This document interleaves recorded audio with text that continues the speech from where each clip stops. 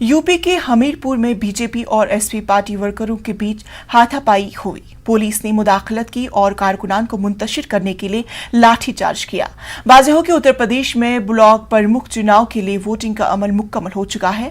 Voting का अमल खत्म होने के बाद वोटों की गिनती शुरू हो गई है और आज ही नताइज का ऐलान भी होगा। ब्लॉक प्रमुख चुनाव के लिए 1778 उम्मीदवारों ने कागजात नामजदगी दाखिल किए थे, जिसमें 68 के पर्चे मुस्तरद किए गए, जबकि 187 उम्मीदवारों ने अपने नाम वापस लिए। रियासत में ब्लॉक प्रमुख की कुल 825 सीटें हैं, लेकिन वोटिंग सिर्फ 474 सीटों के लिए होगी, क्योंकि 349 ब्लॉक प्रमुख बिला मुकाबला चुने जा चुके हैं। ब्लॉक प्रमुख चुनाव में बीजेपी के 335 उम्मीदवार ब्लॉक प्रमुख मुंतखब हो चुके हैं।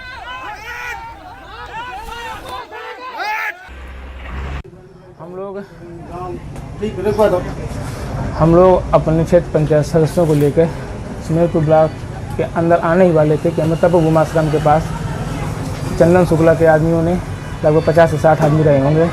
चंदन शुक्ला स्वयं था, गाड़ी के आगे आके उसने पहले रिवाल्वर लगा दिया गाड़ी, तो ड्राइवर ने गाड़ी रोक दिया है। जैसे ड्राइवर ने गाड़ी रोकी तो उसके साथियों ने लाठी डंडा से गाड़ी के सारे शीशे, गाड़ी पूरी हमारी तोड़ डाली है।